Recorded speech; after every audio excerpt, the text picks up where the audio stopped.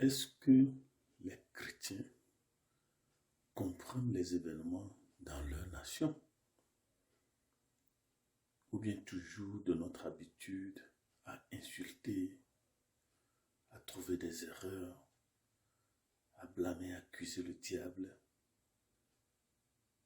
Est-ce que les chrétiens comprennent les événements dans leur nation? Allons dans 1 Samuel 4. Et nous disions déjà que c'est à l'échec de l'Église que la politique moderne est née. On est parti des patriarches. Et nous sommes maintenant à l'ère des prophètes, le magistrat public qui s'assoit sur un trône, des chaises royales comme on en a en Égypte. Et on vient vers lui avec les dossiers. Et on vient d'apprendre que les Philistins ont encore attaqué notre nation. On vient d'apprendre encore que les djihadistes ont attaqué notre nation. Le verset 2.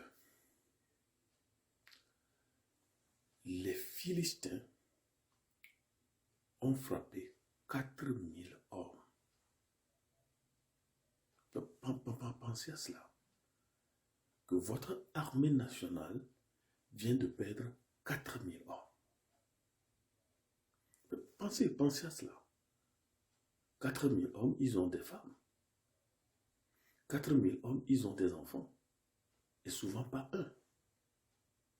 Et pensez un peu au désespoir national. Pensez un peu aux clameurs, au désarroi.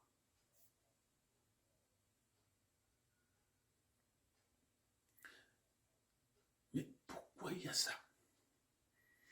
Donc, vous voyez que l'ennemi enregistre des victoires sur victoires. Et on me dit que cet événement, c'est la plus spectaculaire que les Philistins aient organisée depuis le revers que Samson leur a fait accuser. C'est une mobilisation massive de troupes. On nous apprenait que Goliath faisait incursion dans la nation. Il prenait les jeunes juifs et il les tuait, il les égorgeait. Est-ce que nous comprenons pourquoi? Déjà, le ciel a commencé par enregistrer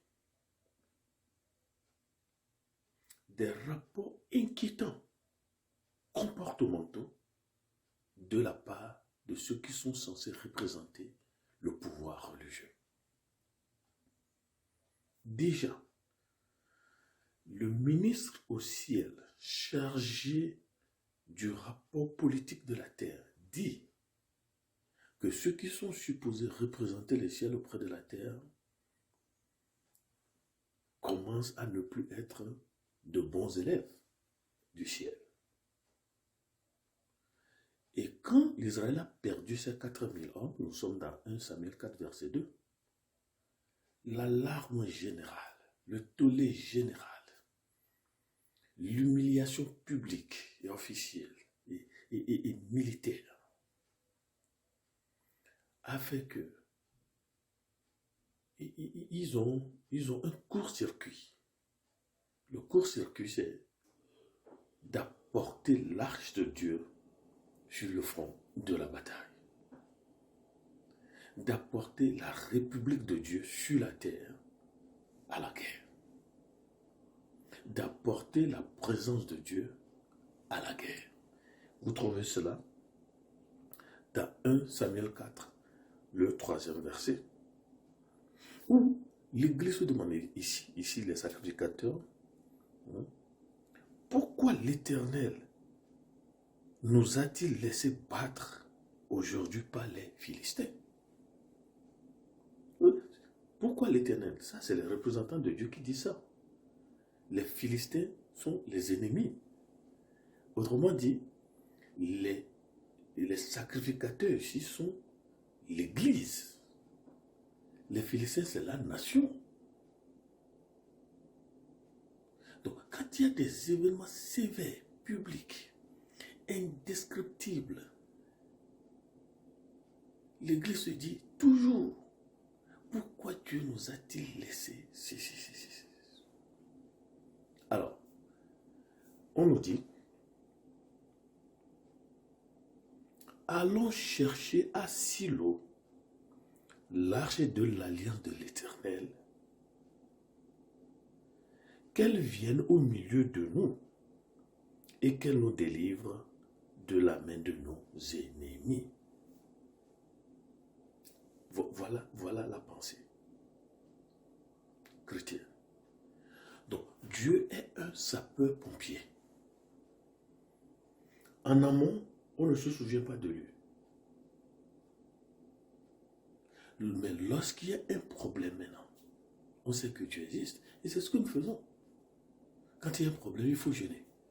Quand il y a un problème, il faut faire ceci et cela.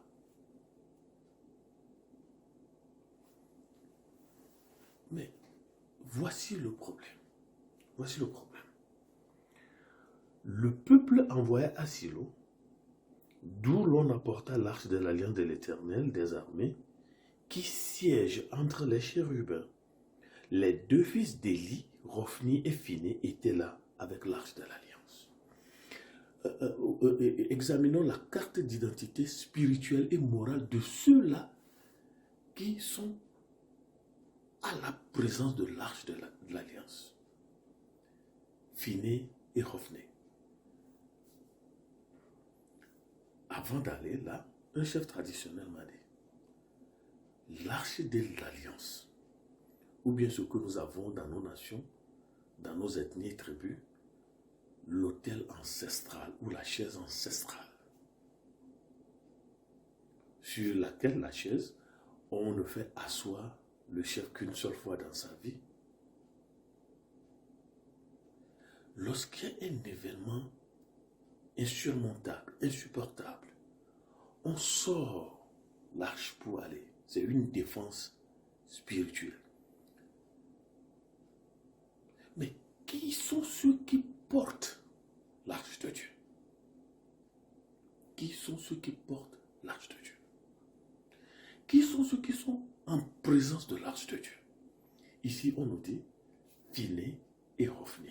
Et il y a l'équipe, Mais regardons la carte d'identité spirituelle et morale de Phiné et Rophni. Vous allez trouver cela. Dans 1 Samuel 4, nous sommes toujours là-bas. Nous lisons le verset 1 à 17. Et nous allons plutôt voir la carte d'identité spirituelle de Phiné et Rophni dans 1 Samuel 3. 1 Samuel 3. Non, 1 Samuel 2. 1 Samuel 2. Et on nous dit, et voici quelle était la manière d'agir de ces sacrificateurs à l'égard du peuple. Lorsque quelqu'un offrait un sacrifice, le serviteur du sacrificateur arrivait au moment où l'on faisait cuire la chair, tenant à la main une fourchette à 4 dents. Il piquait dans la chaudière, dans le chaudron, dans la marmite ou dans le pot, et tout ce que la fourchette amenait, le sacrificateur le prenait pour lui. C'est ainsi qu'il agissait à l'égard de tous ceux d'Israël qui venaient là à Silo, la capitale de l'arche de Dieu. Et l'arche de Dieu qui est la République de Dieu sur la terre. Même avant qu'on fît brûler la graisse, le serviteur du sacrificateur arrivait et disait à celui qui offrait le sacrifice, « Donne pour le sacrificateur de la chair à rôtir. Il ne recevra de toi point de chair cuite. C'est de la chair crue qu'il veut. » Et si l'homme lui disait, « Quand on aura brûlé la graisse, tu prendras ce qui te plaira. » Le serviteur répondait, « Non, tu donneras maintenant, sinon je prends de force. » Ces jeunes gens se rendaient coupables devant l'Éternel d'un très grand péché parce qu'ils méprisaient les offrandes de l'Éternel. Voilà. Les sacrificateurs ont eu des hommes de main. Les sacrificateurs, les pasteurs, les prophètes, puissamment ont un nom reconnu nulle part dans le monde, sauf nos brûles que nous faisons. Ils vont envoyer leur homme de main. Allez me chercher la viande dans la maison de l'Éternel.